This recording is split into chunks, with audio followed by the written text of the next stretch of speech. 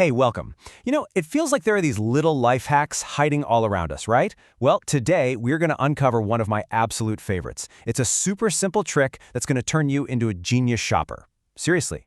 Okay, picture this. You've been there, right? You're standing in the snack aisle, just staring at two different bags of chips, totally paralyzed. Your gut is telling you one of them has to be a better deal, but which one is it? How do you actually know for sure? So here's our challenge today. We've got the small bag, 5 ounces, and it's $3. Then, right next to it, you've got the bigger one, 10 ounces, for $5. Now, yeah, the big one costs more, but you get more stuff. So what's the real question? Which one is actually the better value for your money?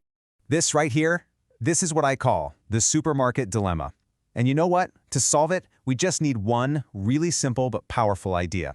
And hey, don't worry, you actually use this kind of thinking every single day without even realizing it.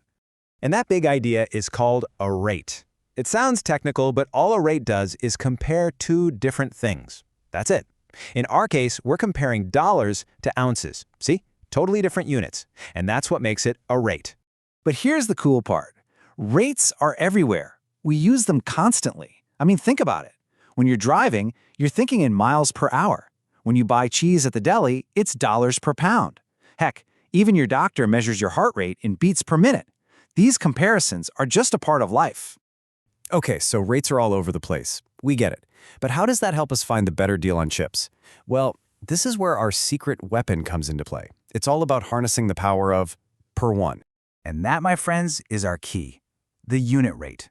The word unit literally just means one. So unit rate breaks everything down to the cost for just one of something. 1 ounce, 1 pound, 1 gallon, whatever it is.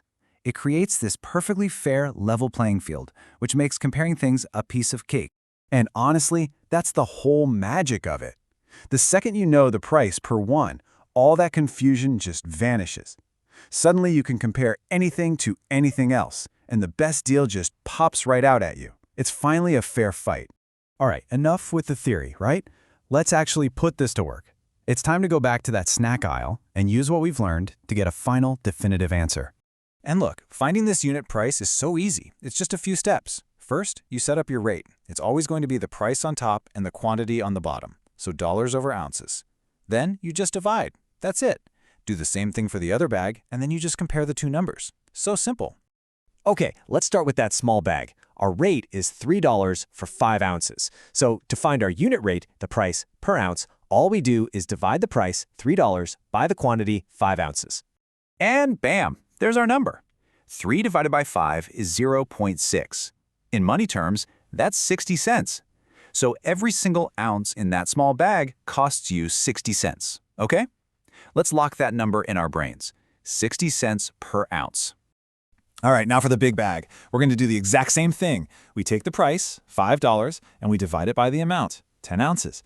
So what's this one going to be? Aha, there it is. 5 divided by 10 is 0.5, or 50 cents per ounce. So get this, even though the big bag costs more up front, each ounce inside it is actually cheaper. So there you have it. No more guessing, no more just going with your gut. The math is crystal clear.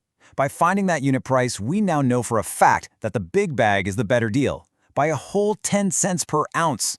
The supermarket dilemma is officially solved. And listen, this isn't just about chips. What we've really done here is unlock a kind of shopping superpower. You can use this every single time you're at the store, whether you're buying gas or coffee or toilet paper. It's all about making your money work smarter for you. So if you're going to remember just one thing from all this, let it be this simple little formula. To find the unit price, you just divide the price by the amount. That's it. Dollars divided by ounces or pounds or whatever. That is the whole secret. And that's pretty much it. But while this is the end of our chat, it's really a new beginning for you as a shopper. So now that you have this powerful little tool in your back pocket, I've got one last question for you to think about. What other better deals have been hiding in plain sight this whole time? Now you know how to find them.